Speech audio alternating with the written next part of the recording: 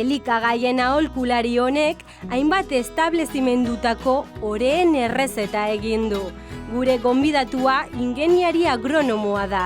Gainera, ospe handiko ikastegia den Basque Culinary Centerko irakasle dihardu. Sukaldari gazteen etorkizuna oratzen du. Sare sozialetan okintzaren sekretuak erakusten ditu. Pan Baker profilak 14.000 jarraitzaile ditu. Nafarroako kulturaren eta folklorearen zalea da. Duguna dantza taldean eta erraldoien eta kilikien konpartsan parte hartu du. Gaur Edorta Salvador okinarekin solastatuko gara.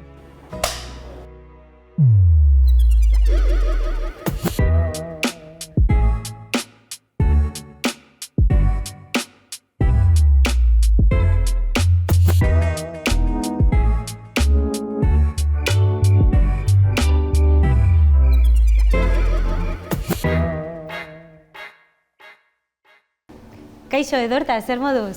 Oso ongi, kaixo, Maider. Edorta, lanbidez ingeniari agronomoa zara. Zergatik erabaki zenuen okintzan aritzea? Bueno, azken finean, ingeniero bezala, hasi nintzen okindegi industrial batetan lanean. Eta horrek eragin egin zuen gero nire munduan, horrela okintza munduan egotera.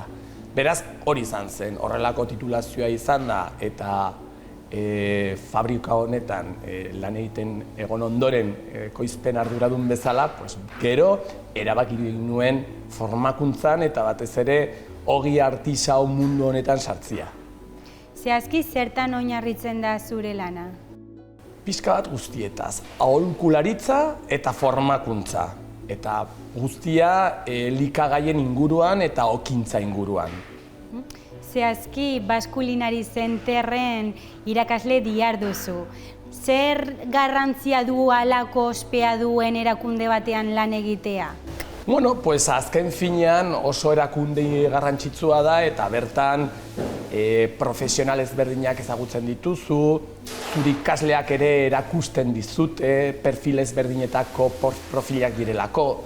Eta oso interesgarria da horrekiko. Eta azken finean gaur egun daukan, gastronomiak daukan impultsonengatik jartzen zaitu edozein tokian eta kontaktuak egin ditzakezu.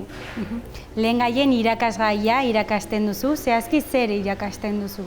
Azken finean lehenengo mailako asignatura denez eta gaur egungo gastronomian garrantzitsua dena produktua lehengaia denez, nire funtzioa, nire ikaslei, gure ikaslei, lehengaien garrantzia, ekoizpena eta bere natura, nolako produktuak diren, eta lehengaiak ongi ezagutzea oso garrantzitsua da, batez ere, gero sukaldean nolako transformazioa izan behar duen jakiteko.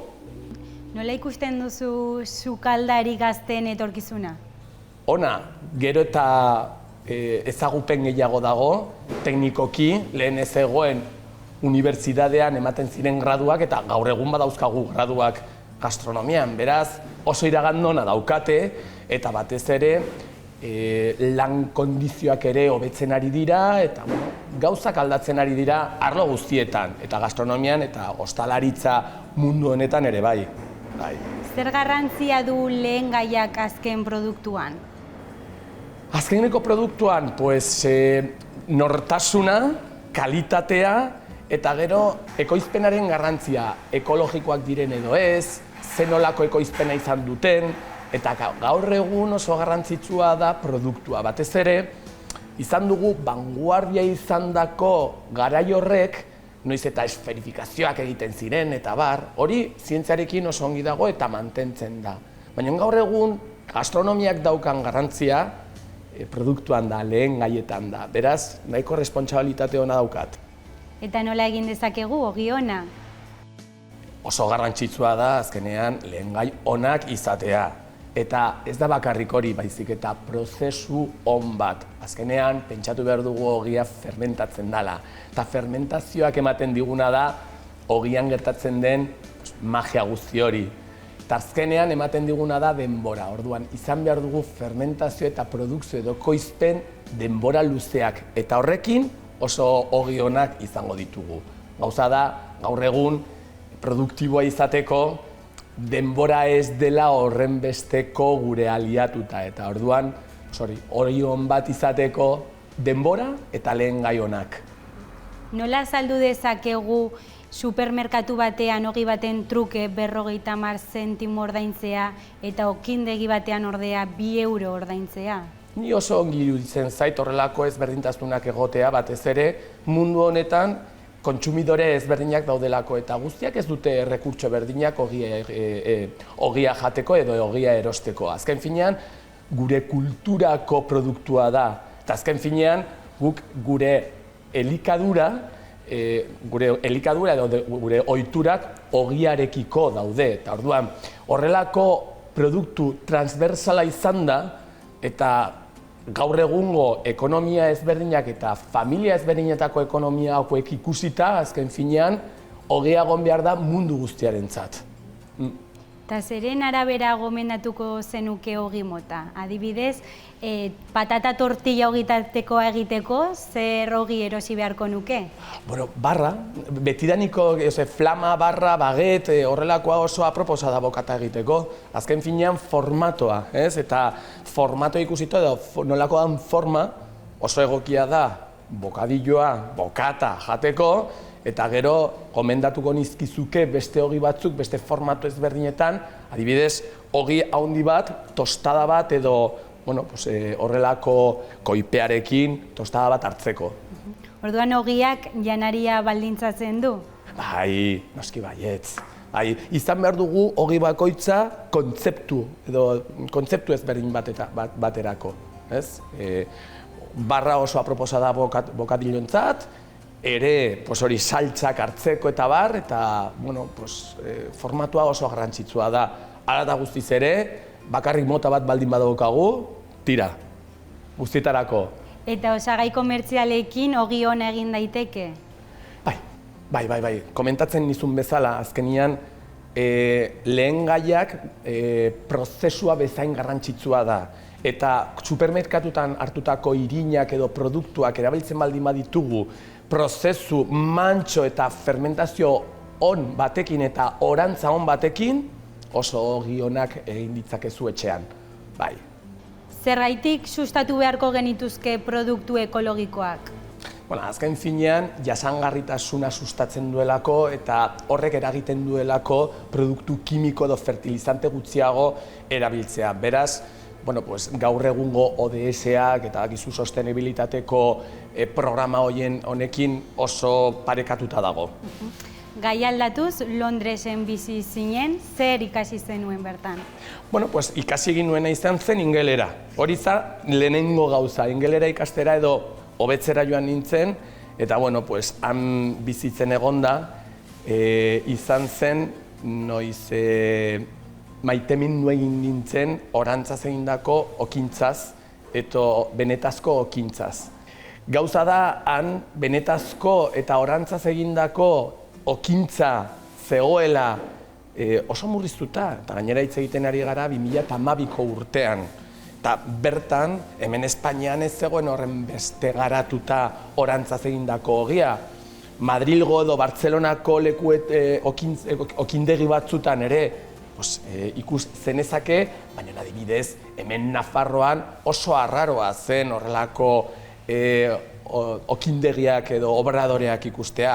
Gaur egun gauzak aldatu egin dira denborarekin, baina bai, justo Londresen izan zen han okintza artisaua eta orantzaz egindako okintza ikusi nuenea edo hortaz ikasi nuela. Gainera, Nafarroako produktuak inportatu zenituen, ezta? Hori da. Zer harrera izan zuten produktuek?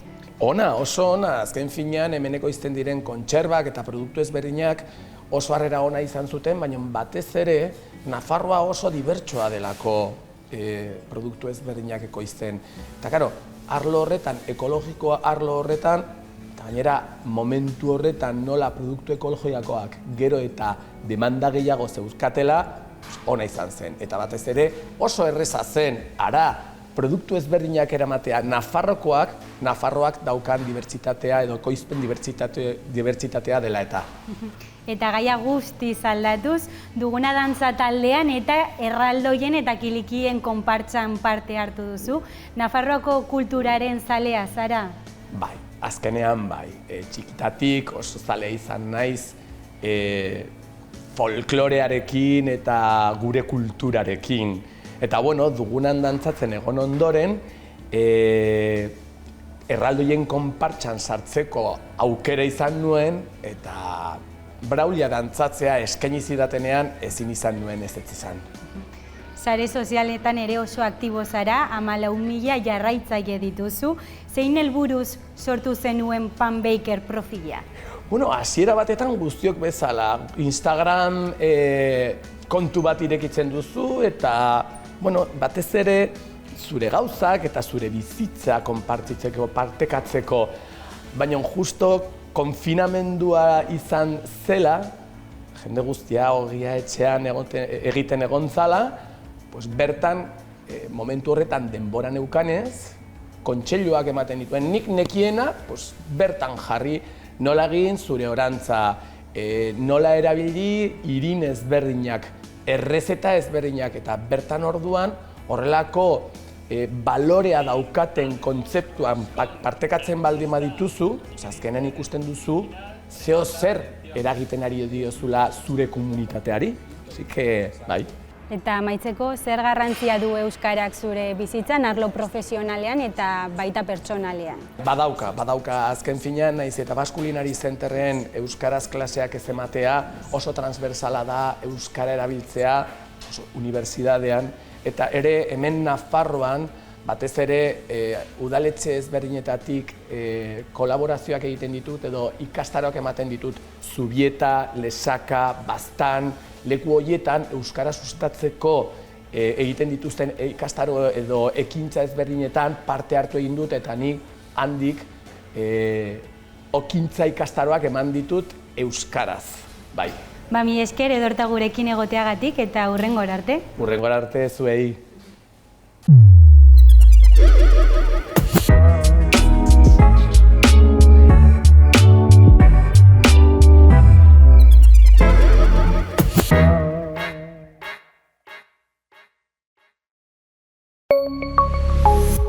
Gobierno de Navarra. Nafarroako gobernua.